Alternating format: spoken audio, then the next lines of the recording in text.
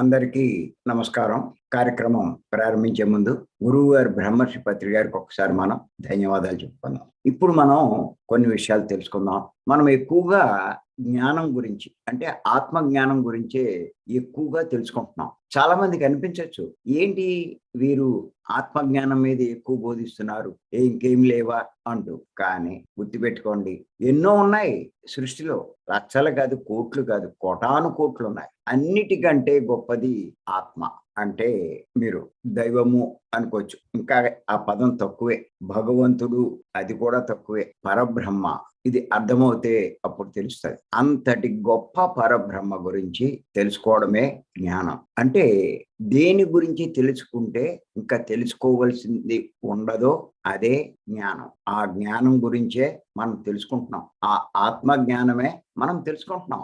ఆత్మ జ్ఞానం గురించి నువ్వు తెలుసుకుంటే ఇంకేది తెలుసుకోవాల్సింది లేదు. ఈ సృష్టిలోనే ఏ చదువు చదివితే ఇంకా చదవలసిన చదువు ఉండదో అదే జ్ఞాన విద్య, ఆత్మ విద్య. అంత గొప్ప విద్య అభ్యసిస్తున్నాం మనమంతా కూడా. మహాత్ములు, గొప్పవాళ్ళు, యోగులు, ఋషులు, మహర్షులు, బ్రహ్మర్షులు, ఎవరినైతే మనం దేవుళ్ళని ఆరాధిస్తున్నామో వాళ్ళంతా ఆత్మ గురించి, ఆత్మ జ్ఞానం గురించే బోధించారు, అంటే ఉపదేశించారు. వాళ్ళు ఎన్నో చెప్తూ ఉంటారు, ముఖ్యంగా ఇదే చెప్తారు, జ్ఞానం గురించే. కానీ సామాన్యులకు జ్ఞానం బోధపడదు, మిగతా వాటి మీద ఎక్కువ దృష్టి పెడుతూ ఉంటారు. కానీ ఎవరైతే ఈ జ్ఞానం మీద దృష్టి పెడతారో, దీని మీద ఆసక్తి చూపిస్తారో వాడు ధన్యులు, అదృష్టవంతులు. వాడు ఓషో చెప్పడం జరిగింది, నువ్వు ఎన్ని జన్మలెత్తు, చివరకు జ్ఞానం పొందేదాకా జన్మ పూర్తి కాదు అన్నాడు. నీ జన్మలు పూర్తి కావు అని ఆ మార్గంలో తీసుకొచ్చాడు పత్రి గారు మనల్ని.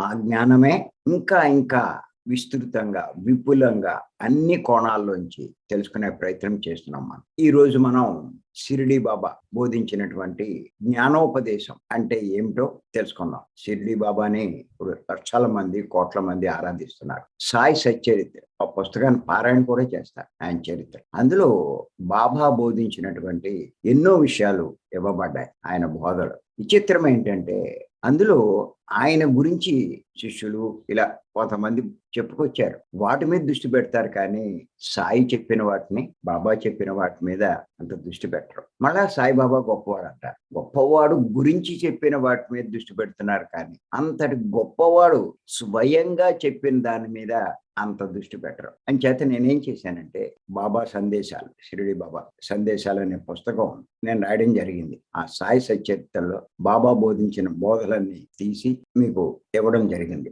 బాబా గురించి సరిగ్గా అర్థం కావాలి అంటే ఆ పుస్తకం చదవాలి ప్రతి ఒక్కరు. మీకు నేను రాసిన పుస్తకాలు మొత్తం తీసుకున్న వాళ్ళకి ఆ పుస్తకం కూడా ఉంటుంది. లేకపోతే ఆ పుస్తకం తప్పనిసరిగా చదవండి, షిరిడి బాబా సందేశాలు.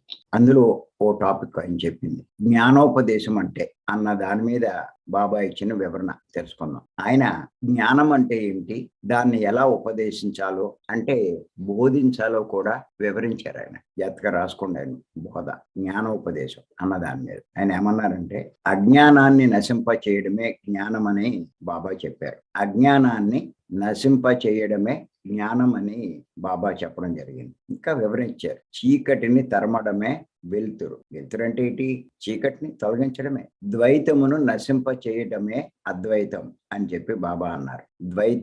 ద్వైతాన్ని నశింప చేయడమే అద్వైతం. ఆయన ఇంకా ఏం బోధించారంటే, ద్వైతాన్ని నశింప చేయడం అంటే అద్వైతాన్ని బోధించడం అని చెప్పారు. అద్వైతాన్ని బోధించడం అని చెప్పారు. చీకటిని తరమడము అంటే వెలుతురు గూర్చి చెప్పడం అన్నారు. చీకటిని ఎలా తరుముతామండి అని అంటారు, అందుకే వివరణ ఇచ్చారు ఆయన. చీకటిని తరమడము అంటే వెలుతురు గూర్చి చెప్పడం. అంటే ఇక్కడ అద్వైతాన్ని పొందాలి అంటే శంకరాచార్య వారు బోధించింది అద్వైతమే, పత్రిజీ బోధించింది అద్వైతమే, మనం బోధిస్తున్నది అద్వైతమే. అటువంటి అద్వైతాన్ని పొందాలి అంటే ద్వైతం అనే భావాన్ని మనసులో నుంచి తీసివేయాలి. ద్వైతం అనే భావాన్ని మనసులో నుంచి తీసివేయాలి. అదే అద్వైతాన్ని పొందే మార్గం అని చెప్పారు ఆయన. అద్వైతాన్ని పొందడం అంటే ద్వైతం అనే భావాన్ని మనసులో నుంచి తీసివేయాలి. అదే అద్వైతాన్ని పొందే మార్గం. ఇక్కడ మనం కొంచెం తెలుసుకోవాలి. అసలు ద్వైతం అంటే ఏంటి? ద్వైతం అనే భావం మనసులోంచి తీసేయాలి.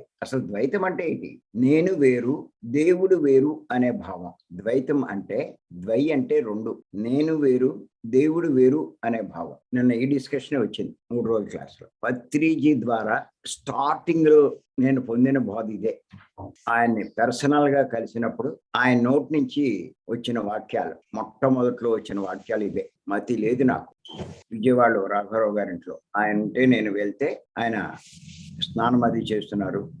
ఈ లోపల వాళ్ళు ఏం చేశారంటే నాకేదో టిఫిన్ పట్టుకొచ్చి పెట్టారు. నేను తింటున్నాను సరిగ్గా సారు అలాగే వచ్చి పక్కనే కూర్చున్నారు టేబుల్ మీద, డైనింగ్ టేబుల్ మీద. ఏంటి అన్నారు అలా చూసి. అప్పుడు నా గురించి నేను చెప్పడం మొదలెట్టాను సార్‌కి. నేను వెంకటేశ్వర స్వామి భక్తుడినండి అని చెప్తున్నాను. నువ్వే వెంకటేశ్వర స్వామయ్యా అన్నారాయన. ఏంటో నాకు ఒక పిడుగు పడిందో ఏంటో పడిందో ఆ మాట అంతలా అనిపించింది. ఇన్ని సంవత్సరాల నుంచి ఆయనే ఇష్టదైవంగా అన్ని రకాలుగా మనం ఆరాధిస్తూ ఉంటే ఇంత చేసి ఆరాధించే నేనే వెంకటేశ్వర స్వామి అన్నాడు. ఇది నమ్మాలో నమ్మకూడదో అర్థం కాలేదు. ఇంకేం అడగాలో ఏంటో కూడా అర్థం కాల.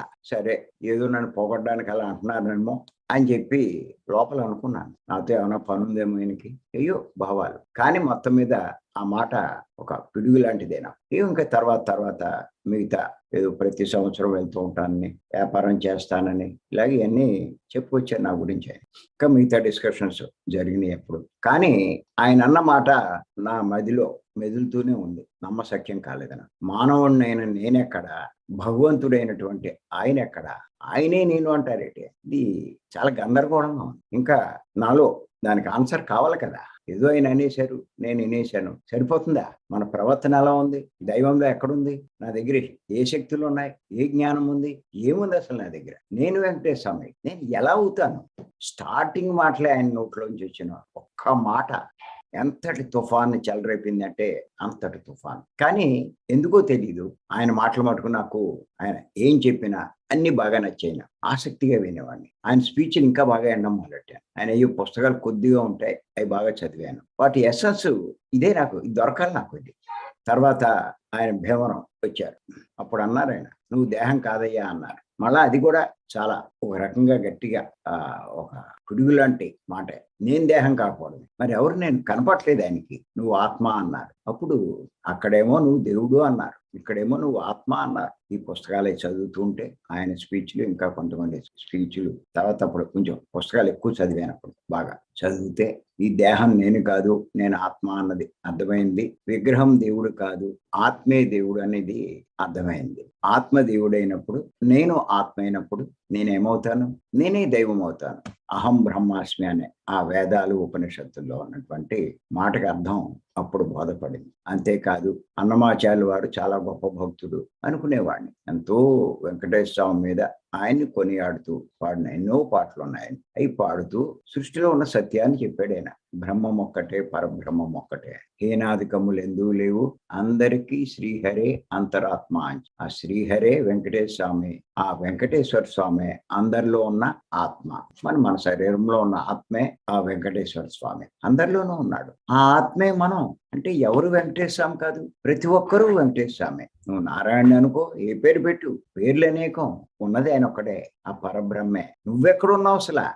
తర్వాత తెలిసింది ఇదంతా. నేను అంటాం. నేననేది ఎక్కడుంది అసలు? నువ్వు అనేది లేదు, ఉన్నది ఆయనే అన్నది తర్వాత అర్థమైంది. ఇది ఈ సత్యం తెలుసుకునేదాకా, ఈ రహస్యం మనం ఛేదించేదాకా జన్మలు తీసుకుంటూనే ఉండాలి. ఈ జన్మలకి జీవితానికి అంతం ఎప్పుడు అంటారు. అంతం ఎప్పుడు అంటే గుర్తుపెట్టుకోండి, మీరు ఈ సత్యం తెలుసుకున్నప్పుడు. మోక్షం పొందాలి అంటే ఆ దేవుడిని ఆశ్రయించాలి అనుకుంటారు. ఆ దేవుడి దయ వల్ల, ఆ దేవుడి కృప వల్ల మనం మోక్షం పొందుతాము అనుకుంటారు. ఏదో సినిమాలో చూపించినట్టు వీడి శరీరంలోంచి వెలుతురు వస్తుంది, అది వెళ్ళి ఆ దేవుళ్ళో కలిసిపోతుంది. అది కాదు మోక్షం. గుర్తెట్టుకోండి, మీరు వెళ్ళి దేవుళ్ళో ఐక్యమవడం కాదు, మీరే ఆయన అని తెలుసుకోవడం. గుర్తెట్టుకోండి, ఐక్యమవడం కాదు, మీరే ఆయన, నేనే ఆ పరబ్రహ్మను అహం బ్రహ్మాస్మి అని తెలుసుకోవడమే మోక్షం. జీవ బ్రహ్మైక్యం అంటారు.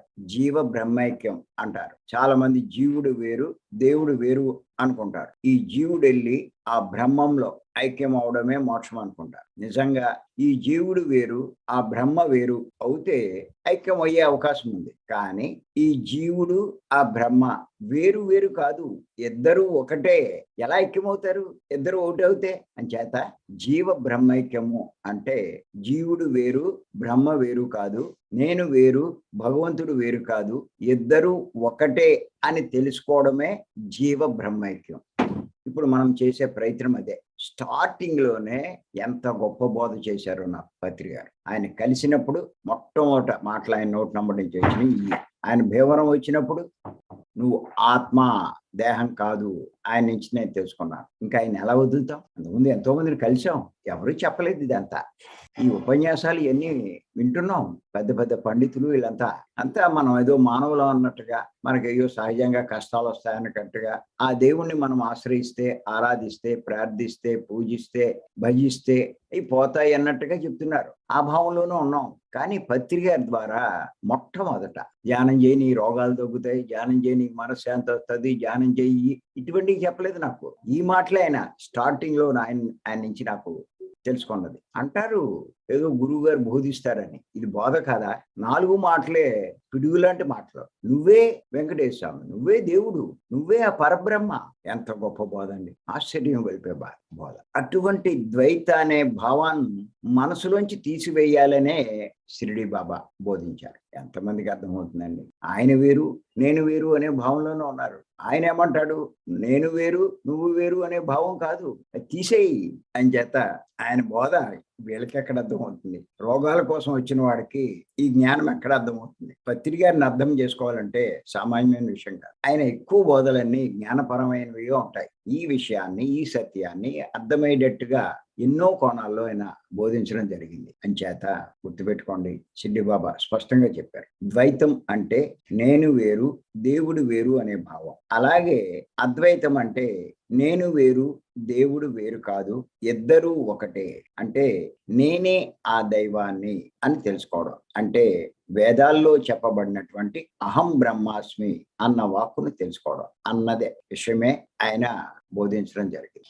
ఆయన చెప్పిన ఇంకా మిగిలిన విషయాలు రేపు మరికొన్ని తెలుసుకుందాం. షిర్డి బాబా ఇంకేం చెప్పారు, ఈ జ్ఞానోపదేశం గురించి ఇంకేం బోధించారో రేపు తెలుసుకుందాం. Thank you.